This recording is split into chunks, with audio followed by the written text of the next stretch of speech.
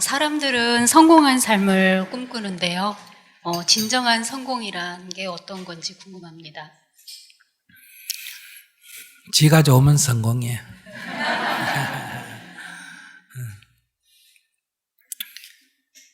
근데 이런 경우를 한번 보세요. 만약에 일제시대 때 태어난 한 어린아이가 초등학교, 그 당시에 소학교죠.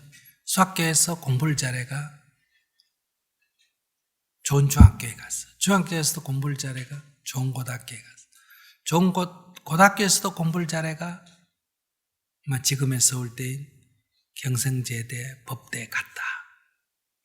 그러면 우리 청소년 또는 청년으로서는 성공한 케이스에 속하죠. 공부를 잘하면. 거기서 또 공부를 잘해서 고등고시에 일찍 합격해서 검사가 됐다. 그러면 24 살에 검사가 되면 지방에 내려오면 뭐라 그래요? 영감이라 그래요. 영감. 검사 영감이라고 옛날에 불렀거든요. 그러면 이게 완전 출세한 사람. 근데 그것도 잘해서 30대 초반에 부장검사가 됐다. 그래서 지청장이 됐다. 이래서 지방에 내려오면 금이 환영했다. 이렇게 볼 수 있겠죠. 그런데 어느 날 아침에 자고 일어나니까 나라가 해방이 돼버렸어. 그 조금 있으니까 친일배라고 잡혀가게 됐다. 그래서 있던 지위도 잃게 되고 존경받던 것이 비난을 받게 되고 가족도 헤어지고 감옥에 갇히게 되고 재판을 받게 되고 그러면 이제 하루아침에 실패했다는 거예요. 그럼 이 사람이 왜 하루아침에 실패했는가? 어제까지 성공했는데 오늘 아침에 실패가 되는가? 이런 문제가 부딪히죠. 그런데 옛날에는 이런 것이 이제 이해가 안 되니까 전생에 죄를 많이 지어서 벌을 받았다. 묻던 종교를 안 믿어서 벌을 받았다. 사주가 안 좋았다. 이렇게밖에 해석하는 길이 없잖아요. 관제수다. 이렇게. 그런데 이런 성공이 불완전한 성공이다. 진정한 성공이라고 할 수가 없죠. 성공이라는 게 언젠가의 실패로 바뀌어버리는 이런 성공이라는 거죠. 왜 이런 문제가 생겼나 하는 거를 우리가 사회적으로 분석해 보면 내가 살고 있는 이 사회에 대한 이해가 부족했던 거예요.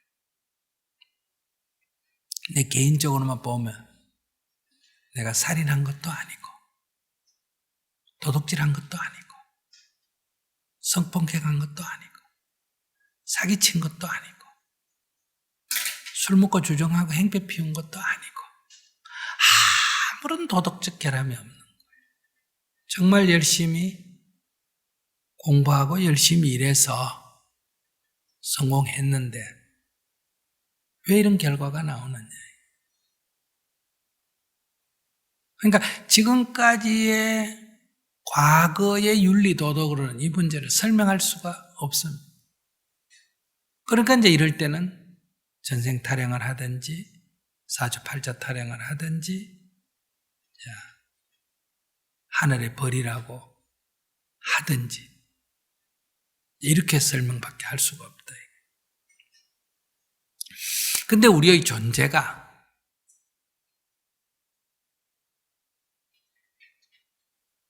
개별적 존재가 아니라 우리가 더불어 같이 사는 공동체 일원이라고 하는, 그러니까 함께 하고 있는 중에 일원이라고 하는 존재라는. 그럼 우리 사회가 일본의 식민지 지배를 받았다. 그러면 그 당시에 2천만 민중이 각 개인별로는 자기 인생의 과제가 다 다릅니다.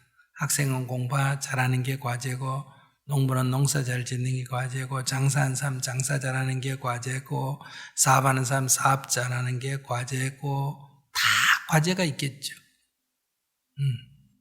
그러나 2천만 민중 전체 입장에서 봤을 때 과제는 뭐냐?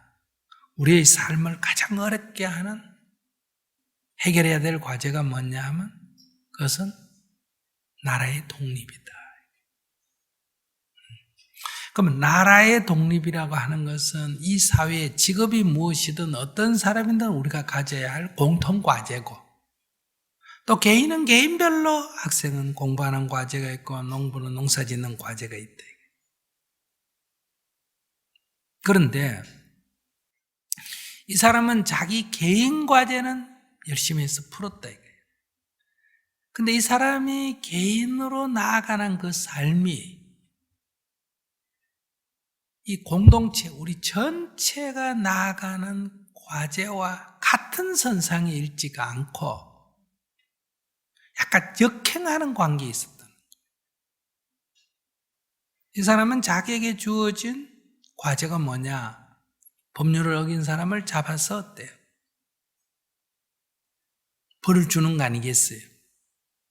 그런데 그 범죄라고 하는 그것은 그 법에 정해진 거에 따라서 나오는 거 아니겠어요?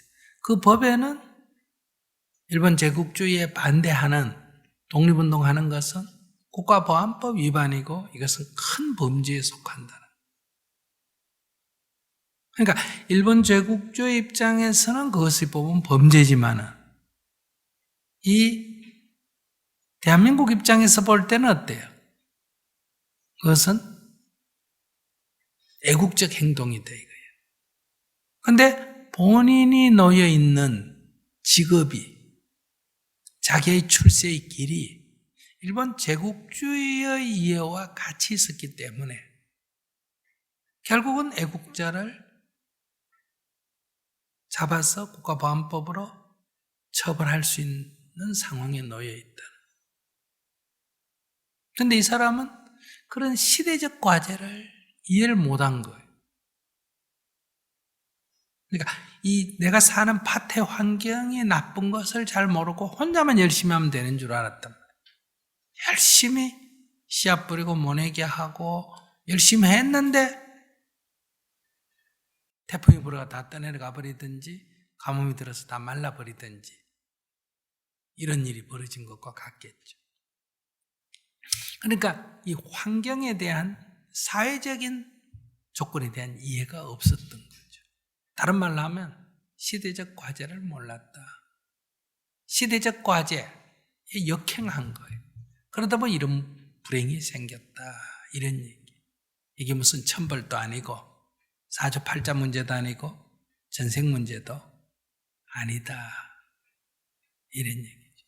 그러니까 우리는 우리 개개인들이 부지런히 살아야 하는 자기 나름대로 인생의 과제뿐만 아니라 동시에 우리가 사는 사회적인 변화를 가져와야 되는데 바로 독립이라고 하는 방향에 자기가 서 있어야 된다.